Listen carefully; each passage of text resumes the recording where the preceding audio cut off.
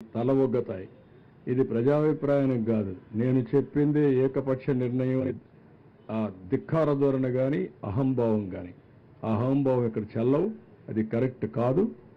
నీ ఒక్క వ్యక్తి వల్ల, ఒక వ్యక్తి అసమర్థత వల్ల ఇన్ని లక్షల మంది బాధపడితే, ఇంకొక పక్క నేచర్ కూడా కలిసి రాకపోతే విక్కరించే విధంగా మాట్లాడడం దుర్మార్గమైన కార్యక్రమం. దాన్ని ఏమాత్రం కూడా ఉపేక్షించాం. చరిత్రలో ఎప్పుడూ పడని వర్షాలు పడ్డాయి.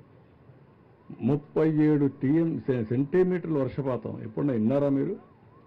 ఒక ప్రాంతంలో, ఒక జిల్లాలో 37 సెంటీమీటర్ల వర్షపాతం పడడం, ఇది కళింగపట్నం దగ్గర క్రాస్ కావడం, కళింగపట్నంలో క్రాస్ అయింది కూడా వర్షాలు పడకుండా ఖమ్మం, నల్గొండలో మళ్లీ పడి, ఏదైతే కృష్ణానది పరివాహక ప్రాంతంలో మళ్లీ పడి బుడమేరు బొంగడం, ఇవన్నీ కూడా జరిగితే సానుకూలంగా స్పందించి ఏ విధంగా ఎదుర్కోవాలనో ఎదుర్కొనే సమయంలో మీరు సహకారం ఇవ్వకపోతే పోతారు. కానీ ఇలాంటి తప్పుడు ప్రచారం చేయడం, ఏదో అమరావతి మునిగిపోయిందంట, వీళ్ళని ముంచాలు తీసుకొచ్చి అక్కడ, అప్పుడే బుద్ధి వస్తుంది వీళ్ళకి.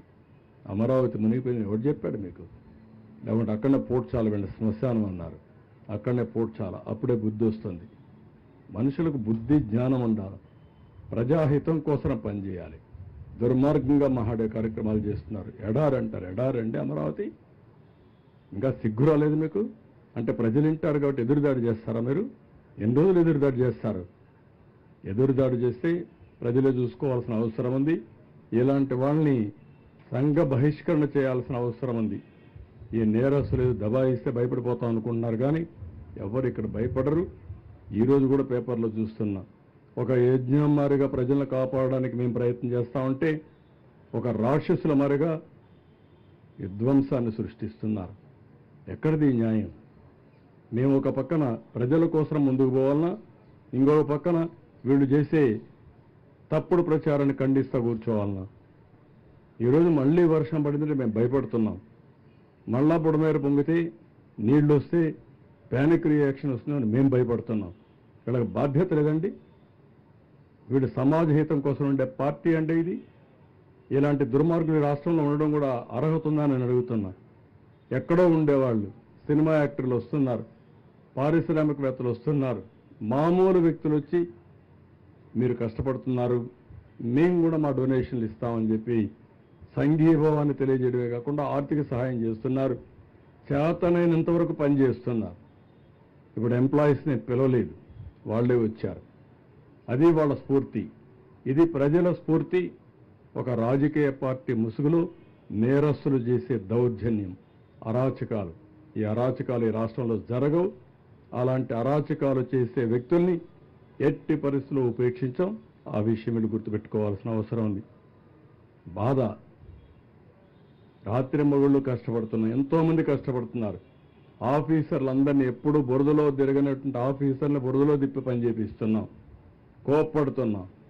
తప్పదు, వెళ్ళాలి, ఉండాలి, కూర్చోవాలి. ఒక సీనియర్ ఆఫీసర్ ఫీల్డ్కి రారు. అలాంటిది ఈరోజు చీఫ్ సెక్రటరీతో సహా అందరినీ ఫీల్డ్లో పెట్టి పనిచేపిస్తున్నాం. అది మా కమిట్మెంట్. బురదజల్లే కార్యక్రమం మానండి. సిగ్గుంటే చేసిన తప్పు క్షమాపణ చెప్పుకోండి. కనీసం మీకు కాన్షియస్నెస్ ఉంటే ఆ కాన్షియస్నెస్ ప్రకారం మనసులోనే మీరు క్షమాపణ కోరండి, ప్రజాహితం కోరితే. అంతేగాని ఇష్ట ప్రకారం మాట్లాడితే మంచిది కాదు. నేను ఎప్పుడు రాజకీయాలు చేయను. సంక్షోభ సమయంలో ఎప్పుడు నా దేశంతా ఒకే ఫోకస్ ఉంటుంది.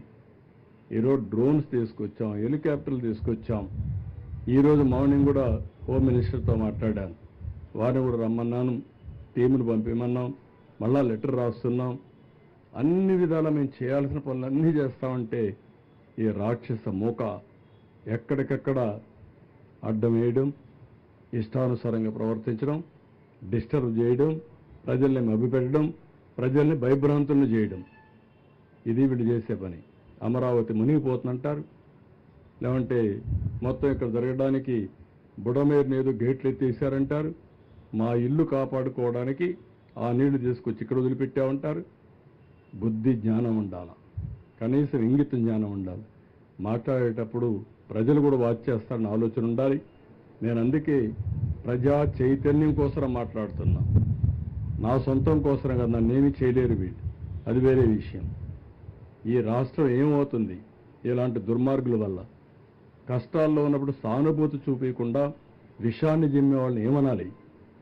ఎందుకు ఇలాంటి పైశాచిక ఆనందాన్ని పొందుతున్నారు నాకైతే అర్థం కావడం లేదు. అందుకే చాలా స్పష్టంగా ఖండిస్తున్నా. ఎన్నిసార్లు చెప్పితే అన్నిసార్లు మీరు క్షమాపణ చెప్పే వరకు మిమ్మల్ని వదిలిపెట్టను, గుర్తుపెట్టుకోండి. ఈరోజు నేను డీటెయిల్డ్గా అవసరమైతే 1 to 1 అమరావతి ఉంది. డే వారీగా ఎప్పుడ నీళ్లు ఉన్నాయండి అక్కడ? మాస్కింగ్ ఆఫీస్ చూశారు మీరు ఎవరు? నీళ్లు లేకపోతే ఉన్నాయని ఫోటో వేస్తారు పేపర్లో.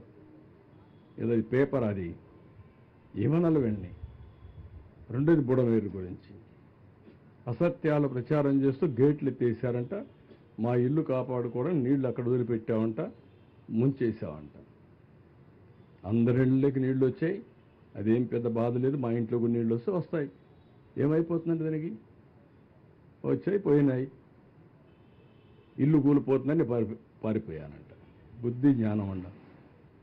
కాలమ్స్తో కడితే, కాంక్రీట్తో కడితే ఆ ఇల్లు ఎవరిది? నాది కూడా కాదు, రెంటెడ్ ఇల్లు. అది కూడా ఓర్వలేని మనస్తత్వం ఉంటే ఏం చెప్పాలి? ఇలా మరి ప్యాలెస్లు కట్టుకొని నేను ఉండడం లేదు. ఇవన్నీ చాలా దారుణమైన పనులు చేస్తున్నారు. నేను చెప్పకపోతే నేను డిఫాల్టర్ని అవుతాను.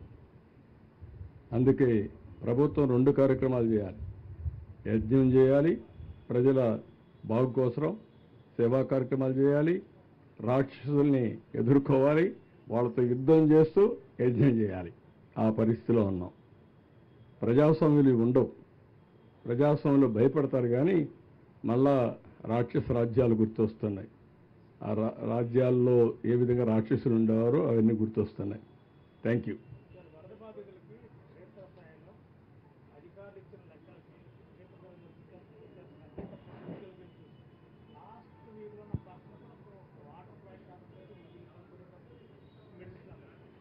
నేనేమంటానంటే ఈరోజు మెడికల్ క్యాంపులు పెట్టాం, మెడిసిన్స్ ఇస్తున్నాం.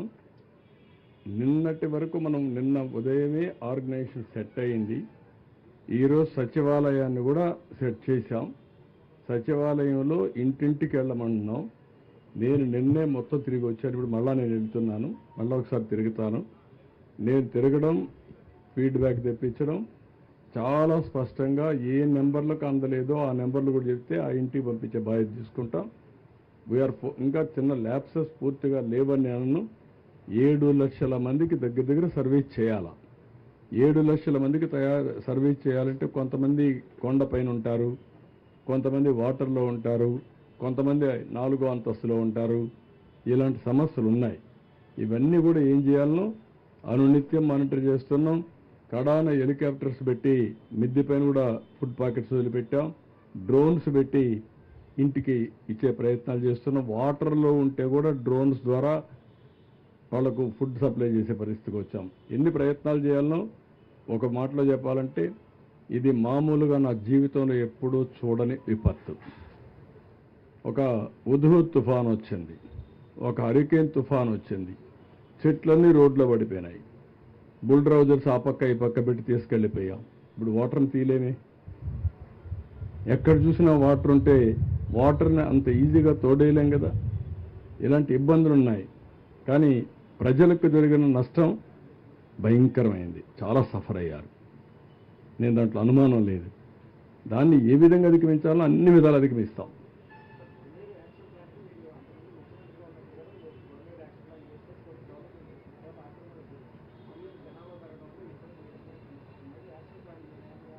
ఇప్పుడు అన్ని తప్పకుండా ఒక యాక్షన్ ప్లాన్ తయారు చేస్తాం. శాశ్వత పరిష్కార మార్గం చేయాల్సిన అవసరం ఉంది. ఇప్పుడు రాజధానిలో భాగం ఇది. రాజధానిలో భాగమైనప్పుడు ఇలాంటి ముంపు గురైతే చాలా ప్రమాదం ఉంటుంది. పగడ్బందీగా చేస్తాం. Will do it. ఇది అవి కూడా నేను చాలా స్పష్టంగా చెప్పాను. ఎవ్వరూ ప్రైవేట్ బోట్లు ఆథరైజేషన్ లేదు, ఒక్క పైసా కూడా ఇవ్వద్దండి. అన్ని గవర్నమెంట్ బోట్లే ఉన్నాయి. డబ్బులు ఇవ్వద్దండి.